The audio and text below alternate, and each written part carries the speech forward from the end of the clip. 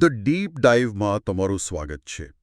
આજે આપણી પાસે એક એવો સવાલ છે જે સાચું કહું તો કોઈનું પણ માથું ખંજવાળવા મજબૂર કરી દેશે. હા, બિલકુલ. કલ્પના કરો કે તમે એક અત્યંત જટિલ કમ્પ્યુટર ગેમના રચયિતા છો.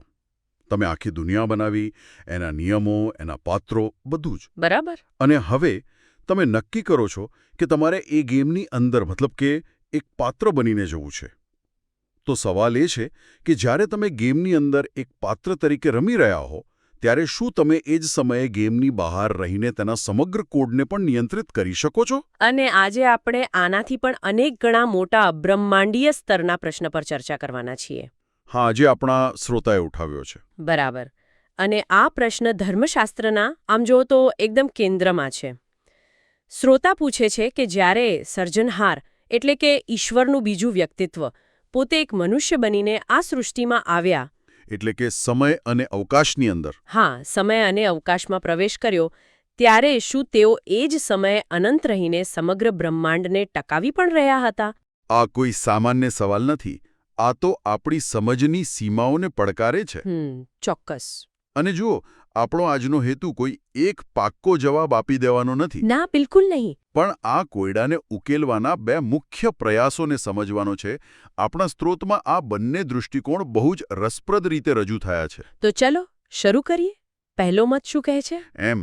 પહેલો મત સાચું કહું તો ખૂબ જ ક્રાંતિકારી છે. હા, એ કહે છે કે જ્યારે ઈશ્વરનું બીજું વ્યક્તિત્વ મનુષ્ય બન્યું ત્યારે તેઓ ફક્ત અને સંપૂર્ણપણે એક મર્યાદિત મનુષ્ય જ હતા. ફક્ત મનુષ્ય? હા.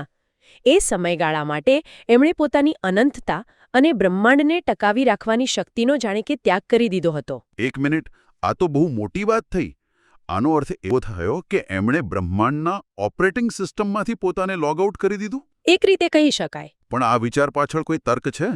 કેમ આવું માનવામાં આવે? હા, અને એનો તર્ક ઇમ્માનુએલ નામના અર્થઘટન પર આધારિત છે. ઇમ્માનુએલનો અર્થ છે ઈશ્વર આપણી સાથે. બરાબર.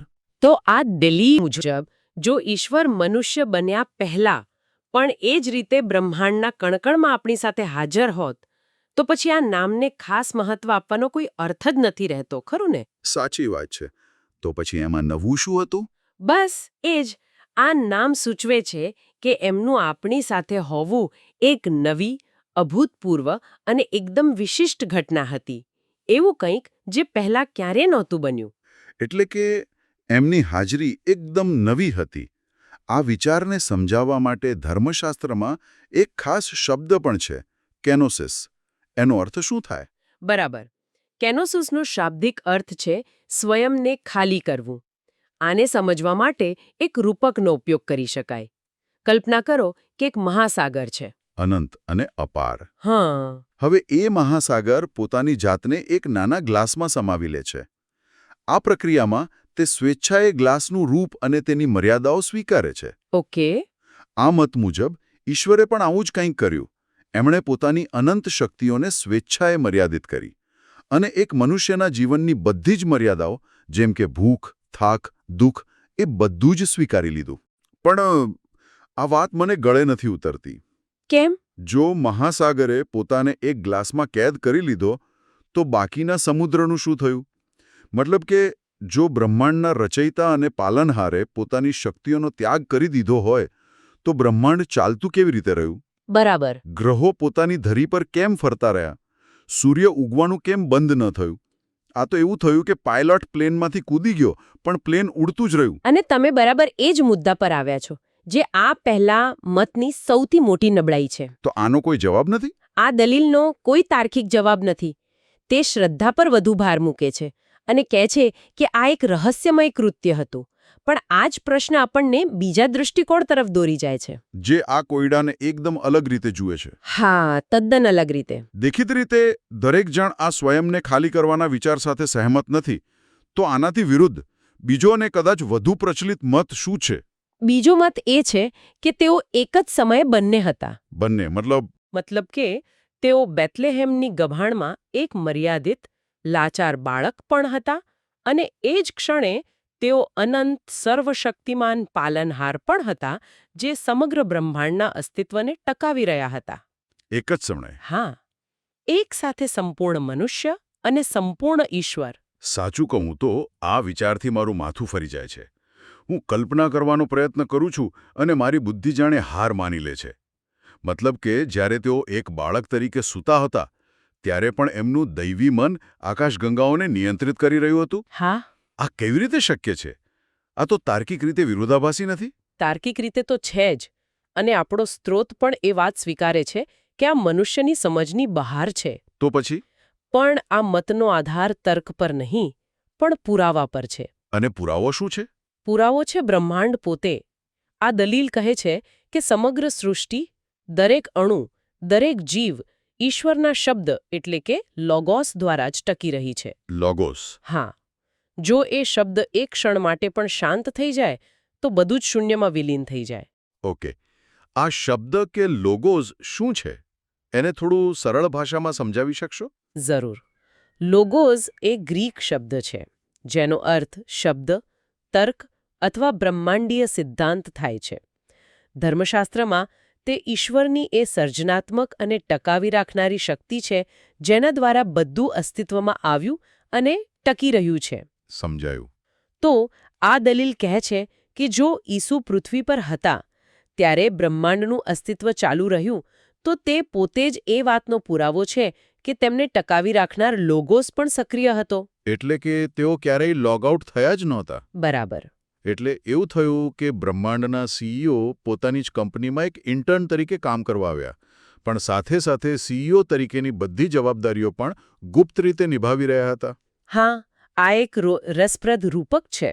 તો અહીં એક નાનો પણ મહત્વનો તારણ એ છે કે આ દલીલ મુજબ બ્રહ્માંડનું ભૌતિક અસ્તિત્વ જ ઈશ્વરની અનંત પ્રકૃતિનો સૌથી મોટો પુરાવો બની જાય છે. બિલકુલ.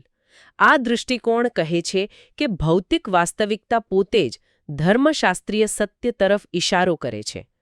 બ્રહ્માંડ તૂટી પડ્યું નહીં, માટે તેને કોઈક ટકાવી રહ્યું હતું. અને તે ટકાવનાર શક્તિ એ જ હતી જેણે માનવદેહ ધારણ કર્યો હતો. એકદમ સાચું. ઠીક છે. તો આપણી પાસે આ બે જબરદસ્ત, એકબીજાથી વિપરીત મંતવ્યો છે.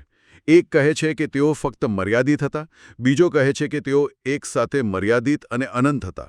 અને આપણો સ્ત્રોત સ્પષ્ટપણે બીજા મત તરફ વધુ ઢળેલો છે. હા, પણ જો બીજો મત સાચો હોય તો પછી પેલી ઇમ્મેન્યુઅલવાળી દલીલનું શું? જો ઈશ્વર હંમેશાથી જ આપણી સાથે હતા તો પછી એ નામમાં નવીનતા શું હતી? આ એકદમ યોગ્ય પ્રશ્ન છે અને અહીં જ ચર્ચા વધુ ઊંડી બને છે. કેવી રીતે? સ્ત્રોત ઇમ્મેન્યુઅલના અર્થને ફરીથી અને વધુ સૂક્ષ્મ રીતે સમજાવે છે. તેનો અર્થ એ નથી કે ઈશ્વરની હાજરી ત્યારે શરૂ થઈ. ઓહ! ઈશ્વર તો પોતાની જીવનદાયી શક્તિ તરીકે સૃષ્ટિ સાથે હંમેશા હતા. દરેક શ્વાસ, દરેક ધબકારો, દરેક તારાનો પ્રકાશ એ બધું એમની હાજરીનું જ પરિણામ છે. તો પછી ઈશ્વર આપણી સાથે એ વાક્યનો વિશેષ અર્થ શું થયો? જો તેઓ પહેલાથી જ સાથે હતા તો પછી આટલો મોટો બનાવ શા માટે? જુઓ, તફાવત હાજરી અને હાજરીની જાગૃતિ વચ્ચેનો છે. હાજરી અને જાગૃતિ. હા, આને એક ઉદાહરણથી સમજીએ. હવામાં ઓક્સિજન હંમેશા હાજર હોય જ છે, પણ જ્યાં સુધી વિજ્ઞાન આપણને ન સમજાવે ત્યાં સુધી આપણે તેના અસ્તિત્વ કે મહત્વ વિશે જાગૃત નથી હોતા. બરાબર છે. આપણે બસ શ્વાસ લેતા રહીએ છીએ. બસ. ઈશ્વરની હાજરી પણ બ્રહ્માંડમાં એવી જ રીતે વ્યાપ્ત હતી. અદ્રશ્ય, અમૂર્ત, પણ જીવનદાયી. પણ સૃષ્ટિ તેમને ઓળખી કે અનુભવી શકતી ન હતી. અને મનુષ્ય બનીને એમણે પોતાની એ હાજરીને આપણા માટે અનુભવગમ્ય બનાવી. બરાબર. જેમ કોઈ અદૃશ્ય લેખક પોતે લખેલી વાર્તામાં એક પાત્ર બનીને આવે જેથી બીજા પાત્રો તેને મળી શકે, તેની સાથે વાત કરી શકે. તમે એકદમ બરાબર સમજ્યા. ઇમ્માનુએલ એ ઈશ્વરની હાજરીની શરૂઆત નહીં, પરંતુ સૃષ્ટિ માટે એમની હાજરીની જાગૃતિની શરૂઆત દર્શાવે છે. વાહ! તે એક ક્ષણ હતી જ્યારે અનંત તત્વએ પોતાને એવા રૂપમાં પ્રગટ કર્યું જેને આપણે જોઈ શકીએ, સાંભળી શકીએ અને જેની સાથે સંબંધ બાંધી શકીએ.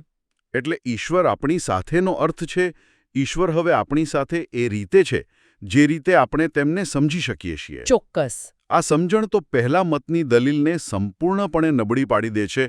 આ ખૂબ જ શક્તિશાળી વિચાર છે. છે ને? મતલબ કે ઈશ્વર હંમેશા આપણી સાથે છે, ભલે આપણે તેને ઓળખીએ કે નહીં. પણ આ બધું આપણને પાછા એ જ મૂળ પ્રશ્ન પર લાવીને મૂકી દે છે કે આ બધું થયું કેવી રીતે? એક જ અસ્તિત્વ એક જ સમયે મર્યાદિત અને અમર્યાદિત કેવી રીતે હોઈ શકે? શું આ ફક્ત તે એક રહસ્ય છે કહીને વાત ટાળવા જેવું નથી? આ એક વાજબી પડકાર છે અને સ્ત્રોત આનો જવાબ આપવાનો પ્રયાસ કરે છે, પણ આપણી બુદ્ધિની મર્યાદાઓને સ્વીકારીને. કેવી રીતે? એ કહે છે કે આપણે આપણી તાર્કિક દુનિયામાં રહીને આ સમજવાનો પ્રયાસ કરી રહ્યા છીએ. કલ્પના કરો કે આપણે એક કાગળ પર દોરેલા 2D કાર્ટૂન છીએ. ઓકે, ફક્ત લંબાઈ અને પહોળાઈ. હા.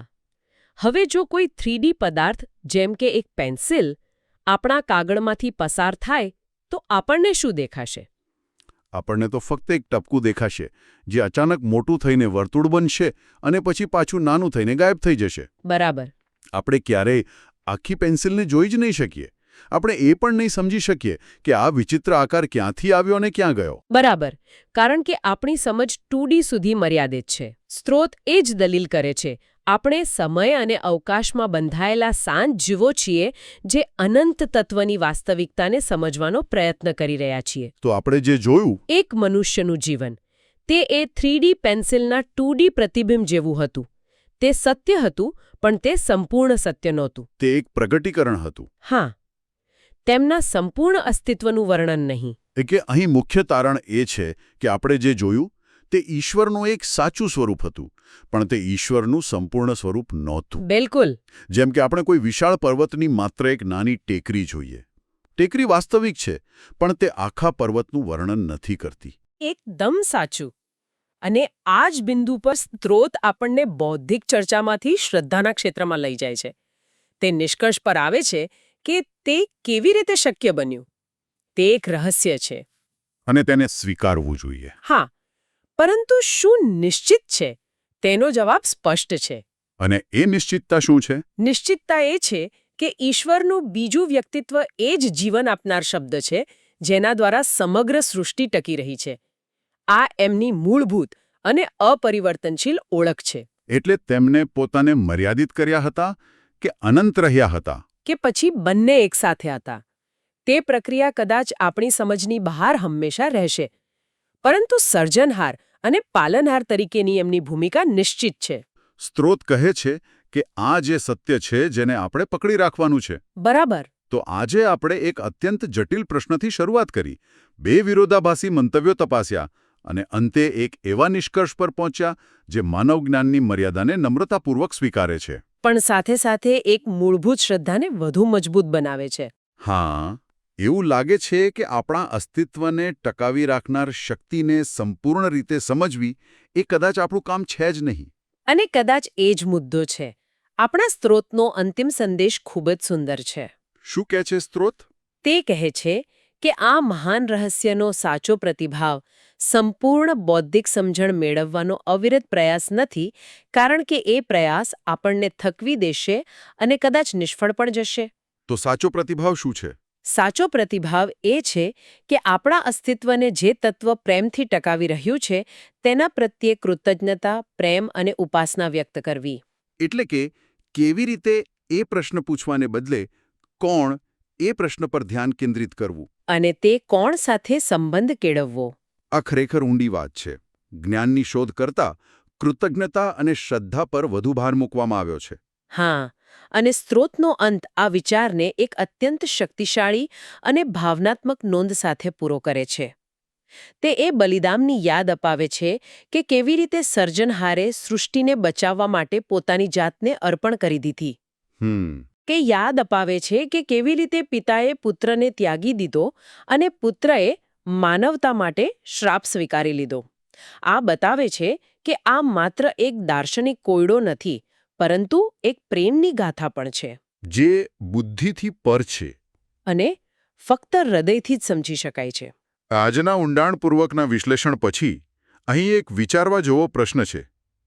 જો ઈશ્વરનું અવતરણ એ એમની હાજરીની શરૂઆત ન હતી, પરંતુ આપણી સમજની શરૂઆત હતી, તો પછી આપણા જીવનમાં અને આ બ્રહ્માંડમાં બીજું એવું શું છે જે હંમેશાથી હાજર છે, આપણને ટકાવી રહ્યું છે, પણ આપણે તેને હજુ સુધી સમજવાનું કે જોવાનું શીખ્યા નથી? એક સારો પ્રશ્ન છે. આ પ્રશ્ન સાથે અમે આજના વિશ્લેષણને સમાપ્ત કરીએ છીએ.